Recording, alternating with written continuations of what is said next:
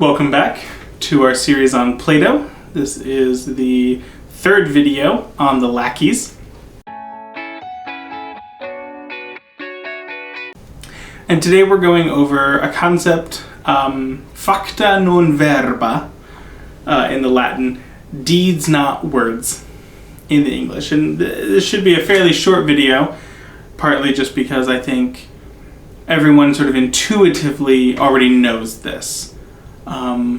But sometimes it's nice to take what we understand, sort of intuitively, and lay it out and give ourselves a vocabulary to parse through it a little bit more.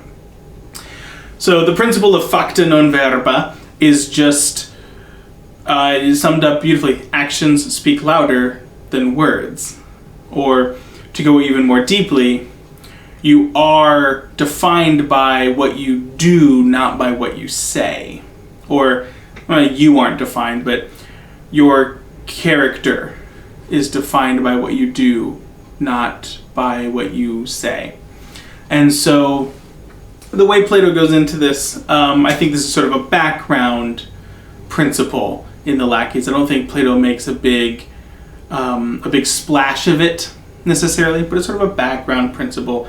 I think a lot of the Laches is like that. There's a lot of stuff going on in the background. There's a lot of assumptions Plato is just taking, but not necessarily expounding upon sort of explicitly. So they started a warrior demonstration. This guy is showing off what he can do and how good he is at fighting and all that stuff. And we find out later that one of the soldiers who has actually fought with him provides sort of a hilarious anecdote of, he's a lot of show at these demonstrations, but put him in a real fight and, he's disappointing, really. He can walk the walk when there's no walking to be done, He looks very fancy, but it's not practical, it doesn't actually work. Another moment where this gets brought up is Nicias is talking at one point and someone says, well, Nicias just sounds like he's talking nonsense. Like he's just giving a speech to give a speech, to sound good with no substance. To which Socrates replies that maybe, let's find out. So sometimes we see someone doing something that looks like it's all talk. But really, if you examine it, really he's getting at something. There really is something going on underneath. You just need to probe a little bit more. Sort of differently than the warrior who looks very good, but you find out there's no substance underneath when it's really put to the test. And so there's these two different ways that we can approach this. Some people really do walk the walk, but they're very bad at talking the talk. They can't sort of describe, they're not eloquent. They sound like they're not experts, that they can't actually do the things well, but they can. And then some people sound very much like they can do the things well, and they can't. Another example that's brought up is the difference between feigning consistency in court, giving off a great speech that is 100% BS, versus being open among friends. When you put on a face in public, you put on this fake sort of person of this is who I am, and it's the front, it's what people see, but it's not the real you, it's words. The real you comes out among friends, and there's a vulnerability that's there. If I really showed my true self, if I really did the deeds, if I walked the walk publicly, then you can get called out. You can get either, on the minor things you can get made fun of or things like that, but really, if you're doing something that's sort of radically very different than the people around you, it can lead to problems, real physical problems. People get upset when when there's differences, when stuff is sort of upsetting status quo. That can be frightening, in a sense. It can be threatening. Versus around friends, if they're real friends, you can be vulnerable. You can really be yourself, and you don't have to worry about putting up words to cover deeds or anything like that. What you do and what you say can really align among friends in a much more comfortable way. Now, Plato goes on and he talks about, in lots of things, again, sort of this background principle of when there's a disconnect between the deeds and the words, that is always non-ideal. You might be in a situation where it is important to put up some sort of front. I'm not denying that. You might be in a situation where it's actually going to be more harmful to you to be completely open and honest with a certain group of people. That can happen. But it is non-ideal. It is forcing you to put on a facade of being someone that you aren't. And that's potentially damaging. Do I think you can do it without harming your integrity? Yeah, I think that's possible. I think there's certain situations that call for that. But we don't want to be in that situation all the time. That can be really harmful to our sense of integrity and our ability to really be sort of integrated, where our image of what we ought to be really is what we're approaching. We really are sort of walking the walk as we talk the talk. And that's where, towards the end of this dialogue, there's a great line that says, let's make the education of the youths our own education. So if we want to help other people, if we want to talk the talk well and in a way that's actually going to affect people's lives positively, we need to walk the walk ourselves. We need to live up to what we say is good. We need to strive to live up to what we say is good. Our deeds and our words need to be the same. And so with that, it's difficult.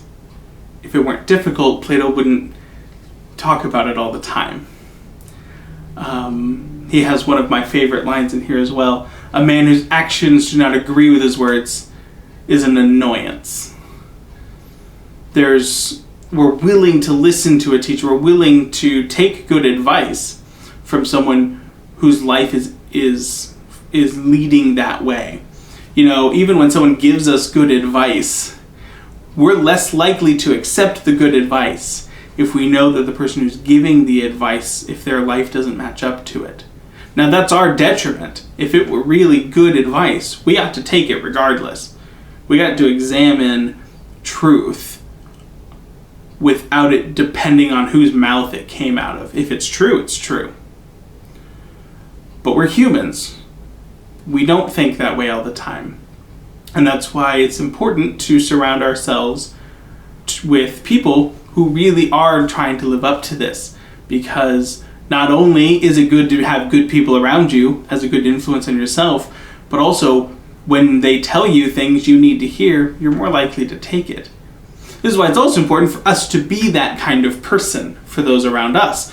If we're living up to our philosophy and our virtues and our morals, if we're someone whose life is respectable, then when we do try to help someone, when we do acknowledge a real good that would be better for someone to know, or some advice that would actually help someone, it's more likely to be received if we've already established compassion and dignity and honor and virtue and magnanimity and all these things that are truly good and can be demonstrated in our lives.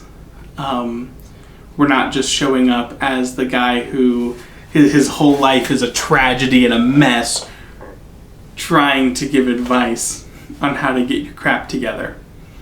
It's not going to be received very well.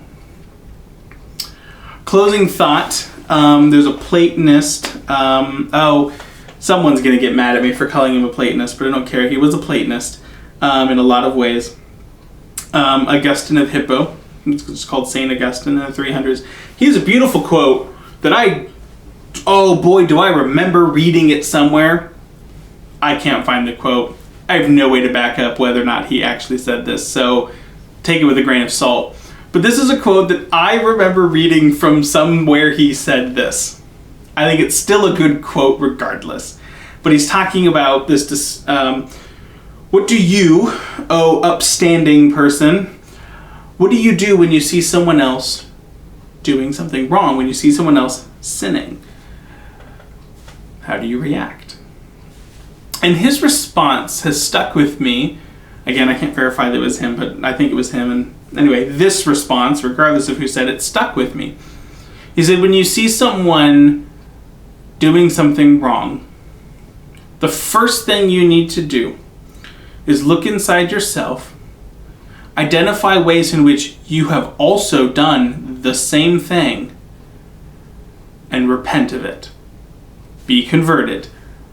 Move from that sinful, imperfect self and truly desire to make amends and to grow in virtue, to grow in excellence and perfection, to overcome that fault yourself.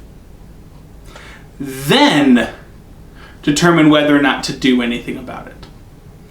Sometimes we're in a situation where someone does something wrong and we are the right person at the right time to say, hey buddy, let's talk. There's something you ought to know. And there are times when it just is not us, It's just not the time or the place, or we're not the right person to be giving that advice at that moment. We can all think of times when we've either given advice ourselves or seen someone give advice, and it's good advice, and it's true, and it's wonderful, and the person just does not receive it well, and it drives them further from goodness. It actually makes them not want to be better, in a sense, just because it's just not received well. But we've also seen times when someone gets that slap in the face that they need, and it just was right, and they were open to it, and they were in a position to receive it well. And this is not a video telling you how to determine which is which. That is way beyond the scope of this video. But I do think the advice of, if you see someone doing something wrong, if you identify someone else's fault, the first thing you do is identify that fault within yourself and your own need to improve and to be forgiven for it. Then proceed. Because then you'll be coming from a place of empathy, you'll be coming from a place of compassion, and you'll be coming from a place of solidarity and real truth. You won't just be pointing out others' faults. You'll be getting more of a top-down view of saying, no, this really is something bad, and I've identified it in my own life as well. Then decide whether or not to share that with the other person at that time, or when to do it, or how to, that is steps beyond. Step one, if you're gonna talk the talk, you need to be striving to walk the walk. Facta, non verba. Thank you so much for joining me in this series on Plato. If you'd like to see the next video in this series, go ahead and click right up there. If you missed it and want to see the previous video in this series, click over there. And if you like this content and want to see more, consider subscribing. Could have sworn it was in here somewhere.